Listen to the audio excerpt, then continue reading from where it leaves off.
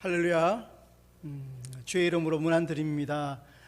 모든 성도님 가정마다 그리스도의 평강과 사랑이 충만할 수 있기를 축복합니다.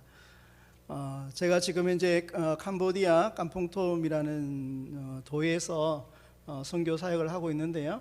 여러분이 지금 현재 팔예림 교회가 세워지는 지역은 2017년에 세계 문화유산지로 등재된 곳입니다. 그래서 등재된 곳에서 교회가 세워졌는데요. 영상을 통해서 그 지역이 어떤 지역인지, 교회가 어떻게 세워져 가는지 보고 난 이후에 말씀을 또 선교 보고를 드리도록 하겠습니다.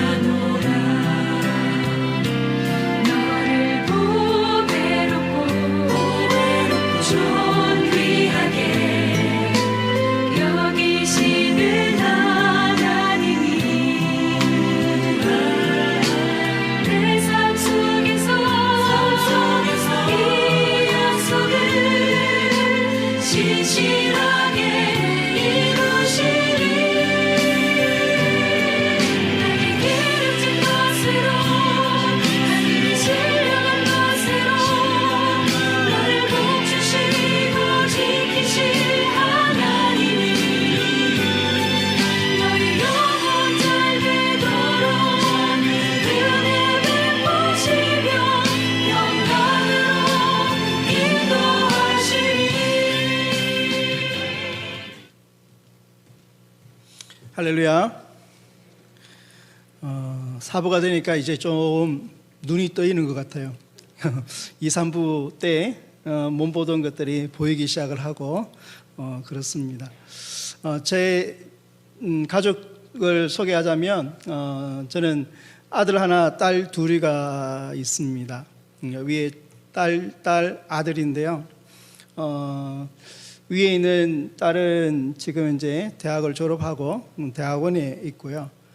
둘째는 대학교 3학년에 있고 막내가 고등학교 2학년입니다. 이 둘째 딸 이름이 예림이에요. 그래서 예림교회 하면 늘 불렀던 이름이라서 친근감이 있고 사랑스럽고 그렇습니다. 여러분께서 또 코로나가 한참일 때에 또 보내주셨던 마스크를 통해서 현지인뿐만 아니라 지역의 목회자들에게 나누는 사역들을 했었어요. 가장 왕성할 때에 어떻게 해야 될지 모를 때 여러분이 보내주셨던 그 마스크를 통해서 또 선교할 수 있는 그런 도구가 되었고요. 지금 이제 8예일교회가 거의 95% 이상 건축이 완료되었고 주변에 정리가 다 이루어지고 있습니다. 여러분 잘 아는 대로 캄보디아는 불교가 95%나 되어집니다. 그런데 불교라고 말하기에는 좀 모호해요. 왜냐하면 좀 전에 봤듯이 힌두 문화가 들어와 있고 또 정령 숭배 사상이 들어와 있고 또 여러 가지 무술적인 부분들이 굉장히 많습니다. 여러분 잘 아는 대로 불교는 사실 신에게 나아갈 때에 신을 만날 때에 어떤 빌고 그런 것보다는 자기 성찰에 더 가깝죠. 그러나 요즘은 오히려 영적인 대결, 능력 대결이 이루어지고 있는 곳이 이 캄보디아입니다. 그래서 여러분의 기도가 필요하고 여러분의 사랑이 필요하고 여러분을 통하여서 지역이 틀리고 나라가 틀리다 할지라도 하나님의 역사는 동일하시기에 여러분 기도에 하나님께서 응답하셔서 오늘도 능력이 필요한 곳에 하나님의 은혜가 필요한 곳에 하나님은 역사하시리라 믿습니다. 오늘 사도행전 말씀 가운데 10장 38절에 하나님이 나사렛 예수에게 성령과 능력을 기름 붓듯 하셨음에 그가 두루 다니시며 선한 일을 행하시고 마귀에게 눌린 모든 사람을 고치셨으니 이는 하나님이 함께 하셨습니다.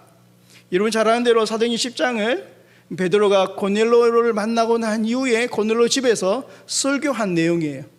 설교하면서 너희들도 평강의 복음의 메시지를 들었지 않느냐고, 예수 그리스도에 대하여서 알지 않느냐고, 하나님이 나사렛 예수에게 성령과 능력을 기름 붓듯 하셨다. 그래서 그가 두루 다니시고 선한 일을 행하시고 마귀에게 눌린 자들을 자유케 하셨다고. 이는 하나님이 함께 하셨습니다. 베드로의 간증 속에 예수 그리스도 그분의 능력과 그분의 역사는 하나님이 함께 하심이라고 고백하고 있습니다. 어떻게 보면 우리의 삶은, 우리의 선교는 마지막에 드러나야 할 한 가지가 있다고 한다면 그 사역은 하나님이 함께 하셨다. 그 사역은 하나님이 성령과 능력을 기름 붓듯 하셔서 두루 다닐 때마다, 선한 일을 행할 때마다, 귀신 눌린 자마다, 마귀에 눌린 자마다 자유케 되어지는 역사가 일어났더라고 고백하는 것이 되어야 하지 않을까 여겨집니다. 요한복음의 16장 33절에 이것을 너희에게 이르는 것은 너희로 내 안에서 평안을 누리게 하려 함이라. 세상에서는 너희가 환난을 당하나 담대하라. 내가 세상을 이겨노라. 여러분, 세상을 이기신 예수 그리스도와 함께 살아가고 계시지요? 그 예수 그리스도께서 오늘도 우리에게 말씀하십니다. 담대하라고. 로마서 8장 31절에 그런즉 이 일에 대하여 우리가 무슨 말 하리요? 만일 하나님이 우리를 위하시면 누가 우리를 대적하리요? 제가 선교 나갈 때에 하나님께 기도했었어요. 하나님 준비 안 된 이 사람이 선교 나갈 때 최소한 하나님이 주신 말씀이 있어야 되지 않겠습니까? 많은 선교사들이 묻기를, 교회에서 묻기를 왜 당신 선교하러 가냐 할 때에 하나님 말씀이 이것이다 할 수 있는 말씀은 주셔야 되지 않습니까? 그렇게 고백했던 적이 있습니다. 그때 로마서 8장 31절을 주셨어요. 만약 하나님이 너와 함께 하기를 원한다면, 그 하나님이 위하신다고 한다면 누가 너를 대적하리요? 오랫동안 신앙생활을 하고 또 선교생활을 하고 난 이후에 우리가 진단해 볼 때 생명력 있는 삶을 살고 있는가? 여러분, 생명력 있는 삶이라는 것이 뭘까요? 우리의 삶의 일상에서 그리스도인이라는 증거를 갖고 그 증거를 통하여서 세상에 영향력들을 발휘하는 삶일 것입니다. 만약 우리의 신앙생활에서, 선교생활에서 이 생명력 있는 삶을 살고 있지 않다고 한다면 우리는 한번 우리의 신앙생활과 선교생활을 점검해 봐야 할 것입니다. 믿음이라는 것은 잘 아는 대로 하나님의 자녀된 우리가 기쁨을 누리며 사는 것 아닐까요? 하나님의 자녀는 하나님께로부터 받았던 그 사랑에 감격하며 사는 것, 우리가 어떻게 보면 이렇게 생명력이 있는 삶을 산다는 것은 마땅한 일이 아닐까 여겨집니다. 우리가 마가복음 1장에 시작하면서 예수 그리스도의 복음의 시작이라 그렇게 말씀하시면서 1장에 하나님 예수 그리스도의 하셨던 하루의 일과를 기록하고 있는데요, 14절에 세례를 받으시고 광야에 가서 시험을 받으시고 갈릴리 사역을 하시면서 하나님의 나라와 천국 복음을 선포하시면서 베드로와 안드레를 부르셨던 장면이 이어집니다. 사람 낚는 어부가 되게 하겠다고 하시면서 그를 부르셨습니다. 뿐만 아니라 거기서부터 32km라는 지역에 떨어진 가브나움에 가셔서 그 해당에서 가르치셨습니다. 그곳에서 귀신 들린 자들을 고치셨습니다. 거기 있는 놓아서 안드레와 베드로의 집에 들어가셔서 장모의 병을 고쳐주셨습니다. 그게 잠시 머무셨고 다시 해가 질 때에 모든 병자, 귀신 들린 자를 고쳐주셨습니다.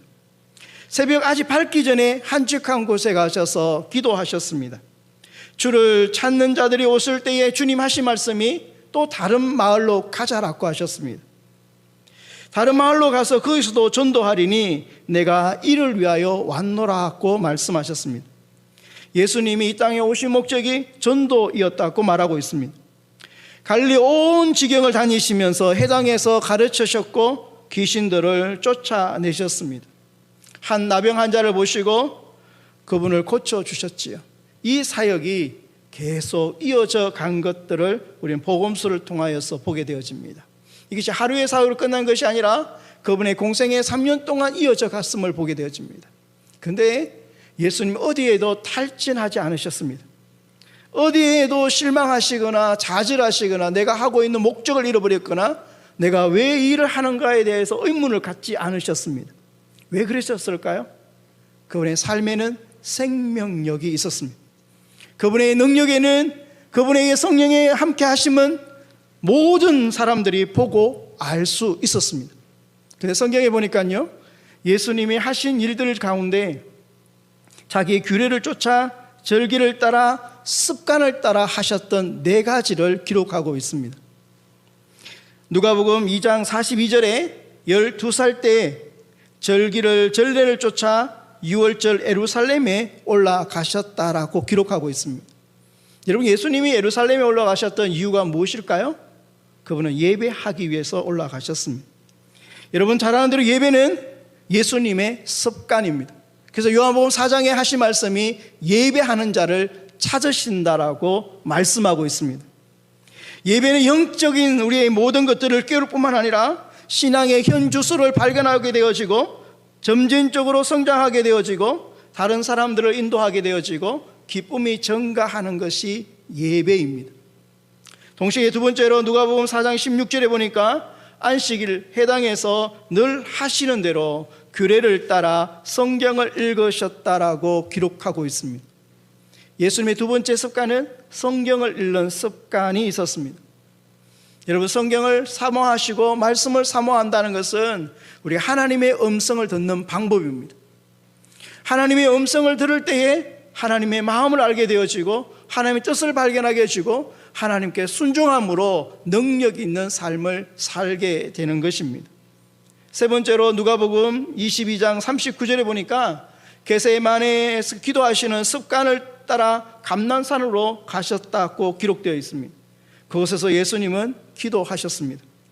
기도의 습관이 그에게 있어서 성경 구석구석에서 새벽 미명에 늦은 시간에 밤이 새도록 특별한 장소에서 십자가를 지시면서 십자가상에서 운명하실 때까지 그는 기도하셨습니다.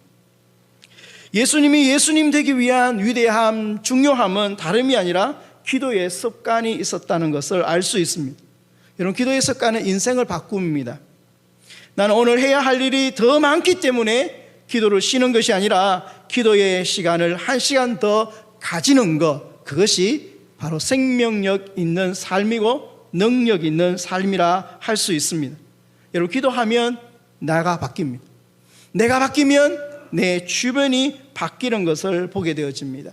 네 번째로 마가복음 10장 1절 말씀에 보니 유다 지경 요단강 건너편으로 무리를 다시 모으시고 다시 전례대로 가르치셨다고 되어 있습니다. 예수님의 가르침은 뭘까요? 전도입니다. 예수님 입을 열면 뭐라고 말하십니까? 하나님의 나라와 복음을 선포하셨습니다. 예수님은 중요한 습관, 훌륭한 습관이 하나 있는데 그것이 뭐냐면 전도였습니다. 예수님이 내가 할 습관, 첫 번째가 뭐라고요? 예배의 습관. 두 번째가 말씀을 읽는 습관. 세 번째가 기도의 습관. 네 번째가 전도의 습관이었습니다. 예수님은 이를 통하여서 하나님으로부터 내려오는 성령과 능력으로 기름 붓듯 한 삶을 사셨습니다. 그는 하나님과 함께하는 표대의 기준이 뭔가요? 예배의 삶이었고, 말씀 읽는 삶이었고, 기도였고, 전도였습니다. 어떻게 보면 우리가 이 땅에 살아가면서 예수님처럼 성령과 능력의 기름 붓듯 한 삶을 살아야 하는 것은 당연한 것입니다. 예수님의 능력이 내 능력이 되어지고, 예수님의 기쁨이 내 기쁨 되어지고, 예수의 권세가 내 권세가 되어지고, 예수의 복음이 내 복음 되는 삶, 그것이 이 땅에 살아갈 때에 모든 사람들이 우리의 모습을 보고 생명 있는 삶, 그리스도인이라고 듣게 되는 것입니다. 팬데믹이라는 시간들을 우리가 보내고 있는데요, 여러분 잘 아는 대로 과거 일제 강점기를 지나왔고, 유교 동란을 지나왔고, 정치적 혼란 시대와 IMF를 지나왔음에도 불구하고 우리 어른들은 이 네 가지 예수님의 습관을 쫓아 사셨음을 우리는 알고 있습니다. 예배에 목숨을 걸었고, 하나님 말씀을 읽고 쓰고 사랑하셨고, 기도에 온 힘을 다하셨습니다.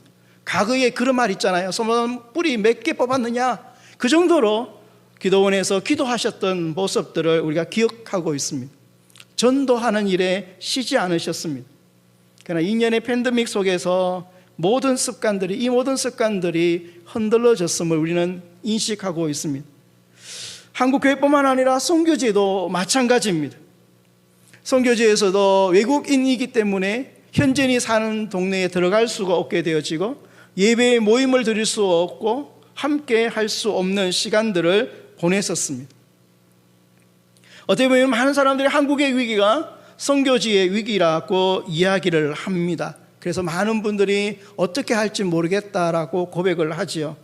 그런데 이 시기를 어떻게 보느냐에 따라서 여러분 다르게 볼 수도 있다는 것입니다. 우리가 걸어온 길을, 우리의 신앙의 점검을 할 수 있는 시기이기도 합니다. 어떻게 보면 우리가 이 땅에 살아가면서 바른 길을 걸어가고 있는지, 우리가 오늘도 성령의 충만함과 능력의 충만함과 하나님과 함께하는 삶의 현장 가운데 살고 있는지를 재점검해 볼 수 있는 시기이기도 합니다. 그렇기 때문에 이 코로나 시기는 절망과 어려움의 시기이기도 하지만, 막막하기도 하고 가보지 않은 길을 걸어가고 있는 것이 우리의 현실이지만, 그럼에도 불구하고 다시 한 번 더 축복일 수도 있다는 것입니다. 선교지도 마찬가지입니다. 선교의 본질을 다시 한 번 더 회복하고, 교회의 머리이신 예수 그리스도, 그분의 머리이신 예수 그리스도께서 오늘도 지체인 우리들을 부르실 때에 주의 말씀에 따라 움직이기를 원하시고 순종하기를 원하시고, 내 머리와 내 생각과 내 뜻을 따라 살아갔던 삶을 다시 한번 그리스도 안에서 재정비할 수 있는 그런 시간이기 때문에 오히려 이 시기가 축복일 수가 있다는 것입니다. 사랑하는 성도 여러분, 교회의 머리 되신 예수 그리스도, 그분이 머리이심을 인정하십니까? 그분이 나의 구주이시고 나의 주인이심을 인정하십니까? 나의 시간, 나의 물질, 나의 생각, 이 모든 영역의 주인이 예수 그리스도이심을 인정하십니까? 그 다음에 오늘 이 시간에 우리를 다시 한번 재조명해 보는 시간을 가진다면, 이 코로나 가운데 속에 모든 것이 막혀있고 할 수 있는 것이 없고 미래에 대하여서 불안하고 초조하고 가보지 않은 길을 걸어가는 이 시점에서 다시 내 신앙과 내가 어디에 서 있는지, 내가 누구인지, 예수 그리스도가 나의 구주이시고 주인이심을 진정으로 인정하는 재발견할 수 있다고 한다면 우리는 축복의 시간들을 보내고 있다고 할 수 있을 것입니다. 네 사람이 있다고 합니다. 한 사람은 짐을 끌고 가는 사람, 또 한 사람은 도구를 통하여서 짐을 땡기는 사람, 수레바퀴를 통하여서 짐을 운반하는 사람, 네 번째 사람은 짐도 싣고 자기도 타고 운전수가 예수 그리스도인 사람이 있습니다. 우리는 지금 현재 이 네 분류 중에 어디에 속하고 있습니까? 짐을 억지로라도 끌고 있습니까? 약간의 도구를 통하여서 땡기고 있습니까? 수레바퀴에 짐을 올려놓고 나의 무리와 나의 지식을 자랑을 하십니까? 내 몸도 싣고 짐도 싣고 예수 그리스도가 운전하는 그 차에 올라타고 있습니까? 우리 주님은 오늘도 나를 그 곳으로 인도하시기를 원하십니다. 그런데 우리가 불안하다 보니 주님의 차에 타기는 탔는데 여전히 짐을 내 머리에 이고 있지는 않는지, 오늘도 주님이 나의 주인이시고 그 주님이 나의 모든 것 되신다라고 고백하면서도 여전히 주님 안에 있다고 생각하고 있지만 내 짐은 내가 지고 있는 우리의 모습은 아닌지 한 번 더 생각해 보기를 원합니다. 우리가 경계해야 할 한 가지가 있다고 한다면 세속화가 아닌가 여겨집니다. 여러분, 세속화는 다름이 아니라 세상에서 더 이상 구별함이 없는 것을 말합니다. 선한 영향력이 없는 것을 말합니다. 하나님의 몸된 교회가 지역사회에서 비추는 빛과 소금으로서의 맛을 잃어버린 것을 의미합니다. 하나님의 백성으로 성도가 세상에서 그들과 다름없는 삶의 상태를 의미합니다. 예수님의 습관을 놓쳐버리고 세상 그들과 함께 살면서 하나님의 목적과 뜻을 잃어버린 것을 의미합니다. 선교지에서 세속화가 되지 않기 위해서 다시 한 번 더 제가 묵상하며 기도하며 어떻게 하면 좋을까 고민을 했습니다. 선교지에 나갈 때에 하나님 주셨던 비전이 있었습니다. 하나님, 내가 어떻게 하는 것이 좋겠습니까? 했을 때에 저에게 한 가지 주셨던 것이 태백에 있는 예수원처럼 다음 세대를 양성하고 인재를 양성하고 민족을 향하여서 하나님의 때를 준비하고 기도하는 공동체, 삶을 통하여서 전거하는 공동체가 되었으면 좋겠다, 그렇게 말씀을 하셔서 16년 전에 그것을 말씀을 받았고 12년간 지금 이제 공동체를 이루며 살고 있습니다. 처음에 만났던 친구는 중고등학생들이었고요, 이들이 이제는 대학을 졸업하고 대학원을 졸업하고 신대원을 졸업하고 함께 사역하는 자가 25명 있습니다. 이들과 함께 고민하면서 살면서 어떻게 하면 우리가 하나님 안에서 세속화되지 아니하고 영향력을 발휘하며 살 수 있을까, 또 코로나라는 상황 속에서 어떻게 이 시기를 극복할까 고민 기도하다가 예수님의 습관 이 네 가지의 삶을 살자라고 다짐했습니다. 이 2년 동안 더더욱더 예배에 힘썼습니다. 이들과 함께 아침으로 새벽으로 저녁으로 예배를 하루에 2번씩 드리고 매일매일마다 하나님과 만나고 교제하고 큐티를 하고 수요일날 모여서 다시 한 번 더 기도에 힘쓰고 주일날 열방을 향하여서 예배 안에서 나아가고 있습니다. 정부에서 모임을 하지 못하게 되어지면 각방에다 흩어져서 온라인으로 다시 예배를 드리고 그들과 함께 예배 안에 하나님과 교제하며 예쓰는 시간들을 2년간 보냈습니다. 두 번째로 그들과 함께 기도하기에 더 힘썼습니다. 어떻게 보면 선교지에서 의료시설이 없는 곳에 살고 있기 때문에 수도에서 3시간 정도 떨어진 곳이 저희들 사역지인데요, 큰 병이 생기면 수도까지 파차를 가도 3시간이나 걸립니다. 하나님께 기도하며 주님, 우리가 큰 병이 생기지 않기를 원합니다. 기도 외에는 할 수 있는 길이 없습니다. 이 청년들과 함께 기도합니다. 열방을 향하여 기도하고 캄보디아 땅을 위해서 기도하고 하나님의 뜻과 계획을 바라보며 기도하며 그 기간을 2년을 보내게 되어집니다. 기도하면 기도할수록 하나님의 비전은 더 클 수밖에 없고 모든 것이 막혀있고 모든 것이 할 수 없고 모든 것이 능력이 없는데 기도하면 기도할수록 다시 영안이 열려지고 하나님이 주시는 비전은 있고 부르짖을 수밖에 없고 기도할 수밖에 없는 그것이 2년의 시간이었습니다.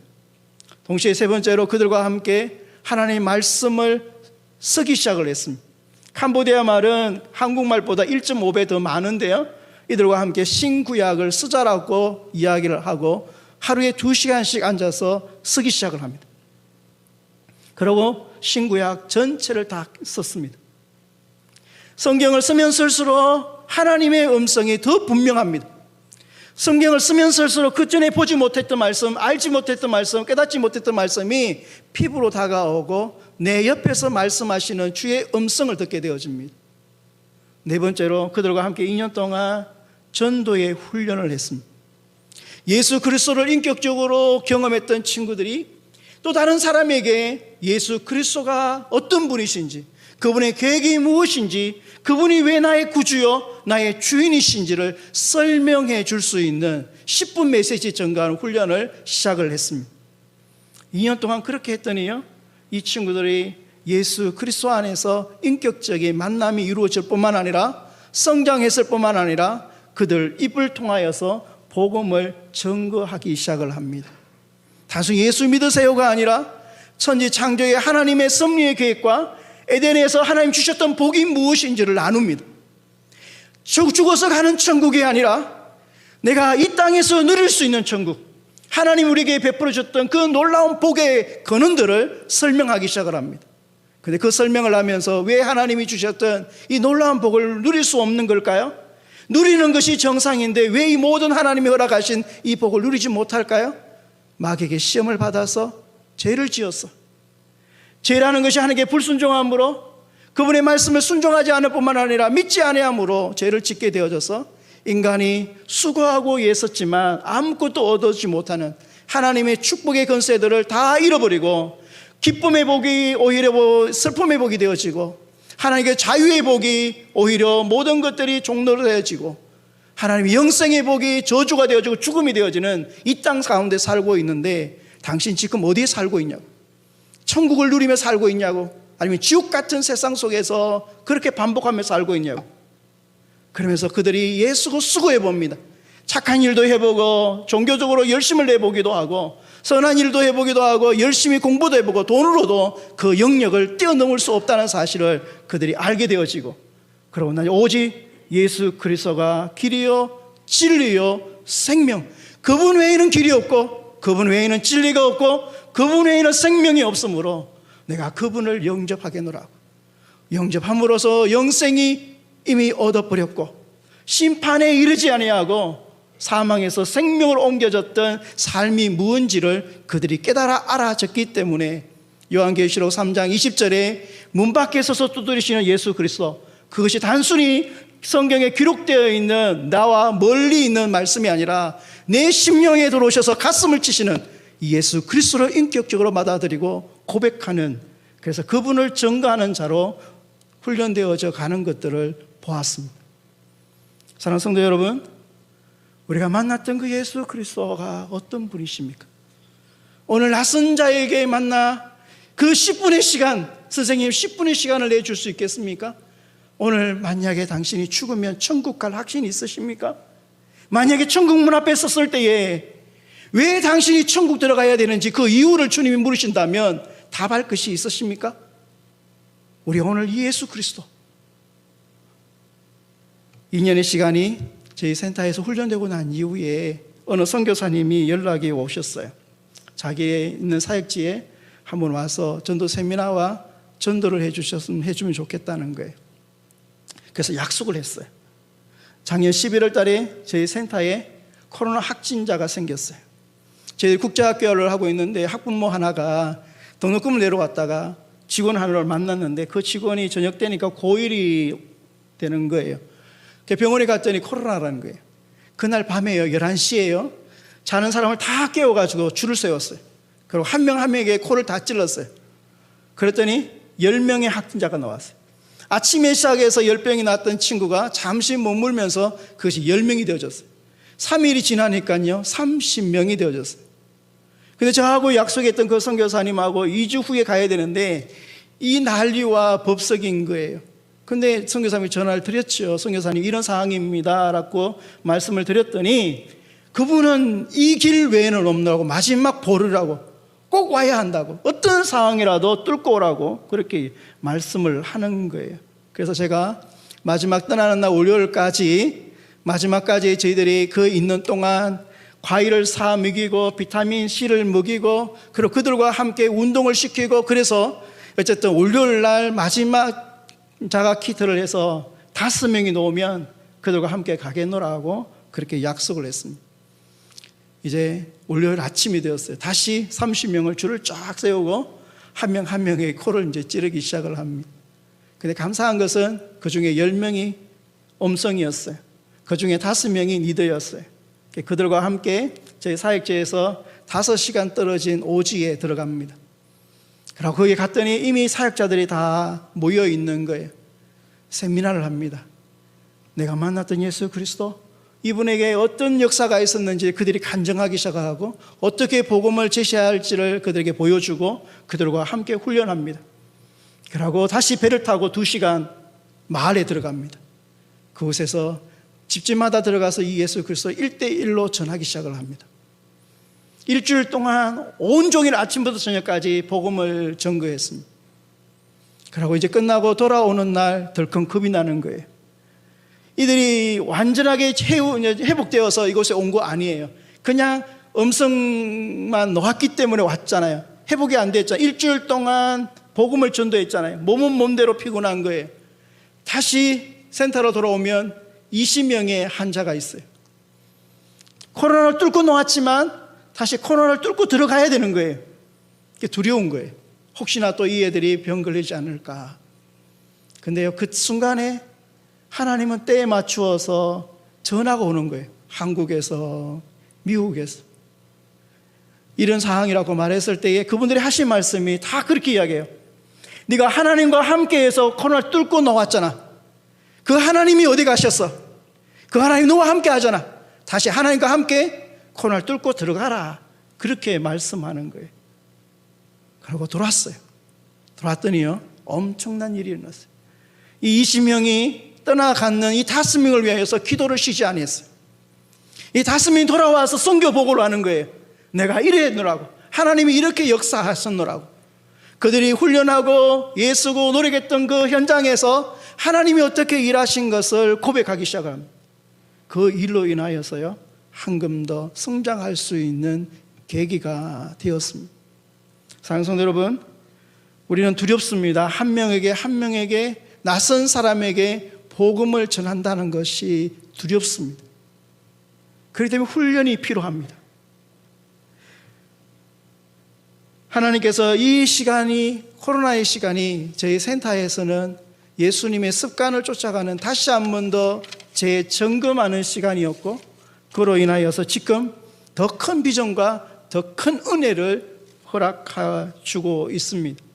코로나 가운데 속에서 팔예림 교회를 세울 뿐만 아니라 또 다른 교회를 개척을 했고요. 또 지금 센터 안에도 건물이 하나 더 세워졌습니다. 하나님께서 필요하셨기 때문에 세워주셨고, 거기에서 지금 목회자들이 와서 성경을 공부하고 신학교를 하고 있고요. 하나님께서 그렇게 축복해 주셨어요.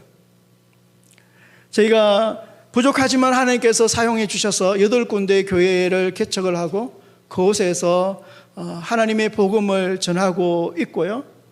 또 하나님께서 학사를 허락해 주셔서 흩어져 있는 하나님의 백성들과 함께 다음 세대 인재들을 양성하고 하나님의 꿈을 나누고 그렇게 사역을 하고 있는 중에 있습니다.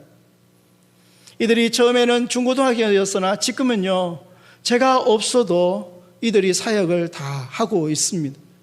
2년 동안 이들과 함께 코로나 가운데 속에서 지냈는데요, 마지막 이제 한국으로 나올 쯤 되었을 때 확진자가 너무 많아서 두렵고 떨리고 그런 가운데 속에서 리더들이 하는 말이, 목사님 갔다 오시라고, 저희들이 충분히 다 감당할 수 있느라고.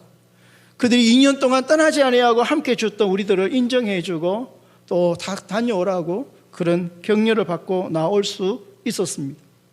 또한 국제학교를 하고 있는데요, 저희들이 중학교 2학년까지 한 1년에 하나씩 그렇게 열리고 있습니다. 2013년에 유치원을 시작을 해서 그 지역에서는 이제 알아주는 학교로 성장을 해서 이 월급이라 하죠. 지금 35명이 선생님이 있는데요, 이 35명의 월급이 나갈 만큼 등록금이 채워지고 있습니다.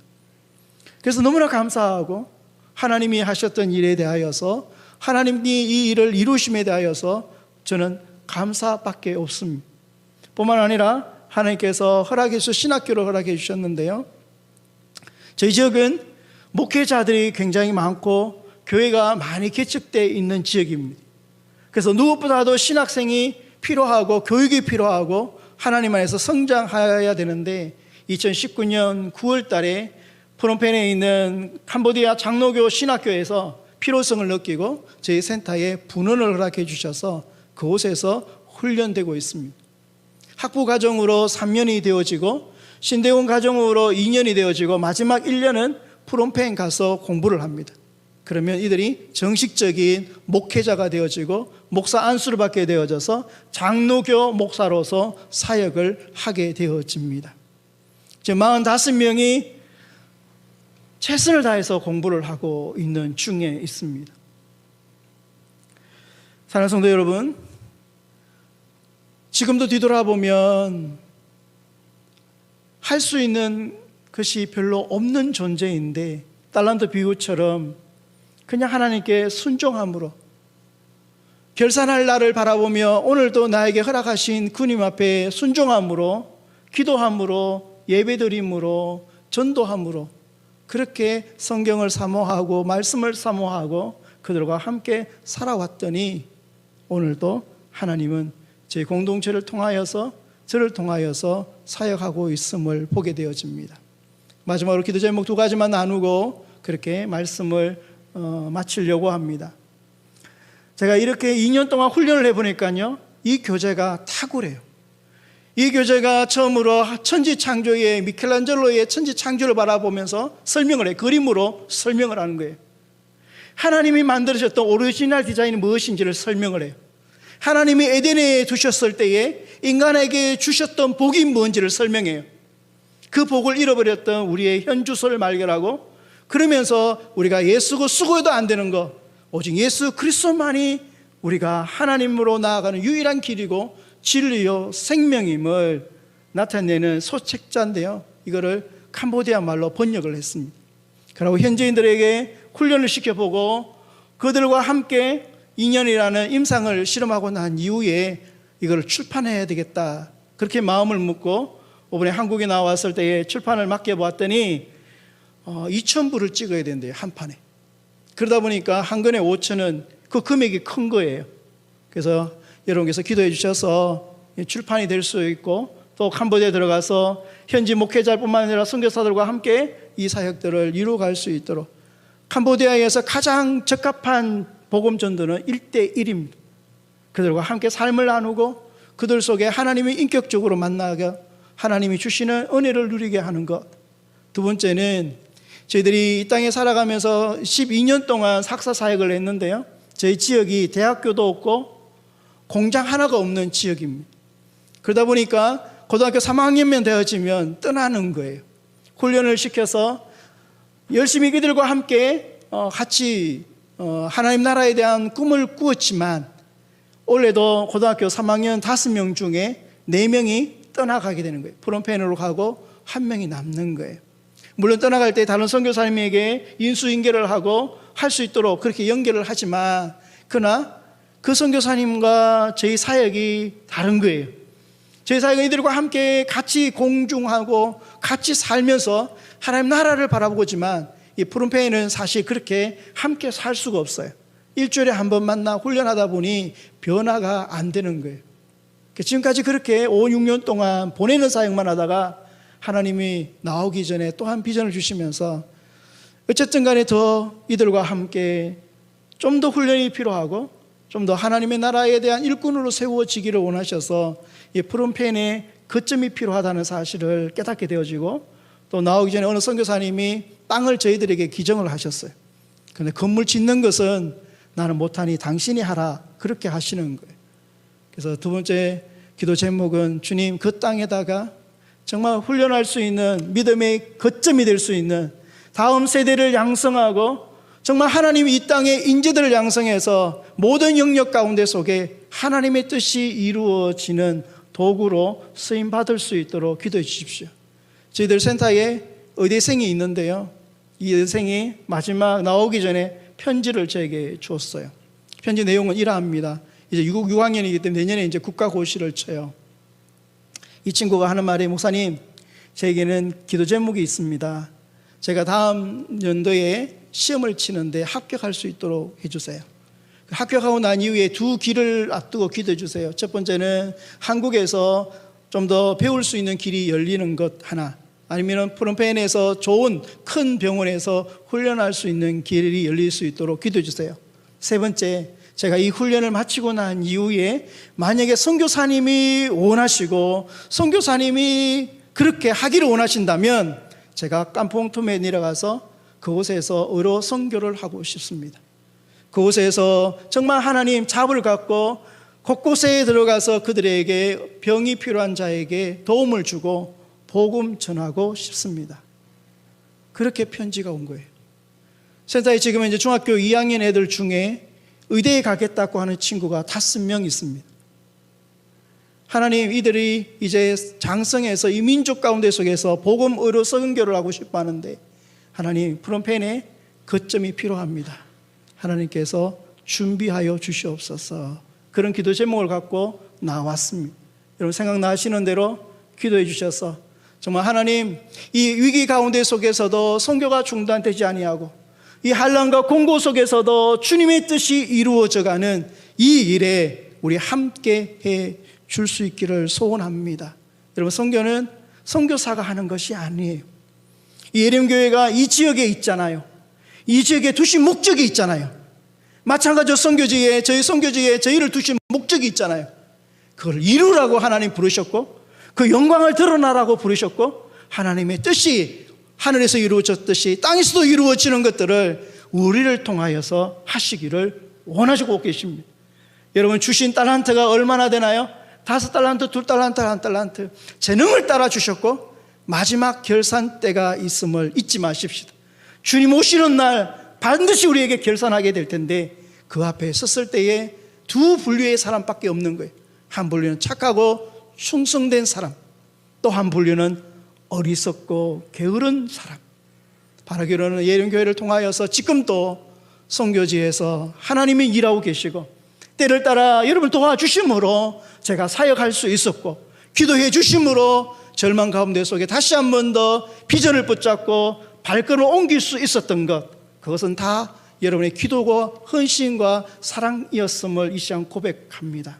너무 감사하고 다시 한 달 후에 돌아갔을 때에 이 사랑, 하나님이 주셨던 은혜와 능력과 성령으로 기름 붓듯 해서 두루 다니면서 선한 일을 행하고 마귀에게 눌렸던 영적인 눌려있는 이 자들을 자유케 하고 하나님이 함께함을 증거하는 선교사가 되도록 하겠습니다.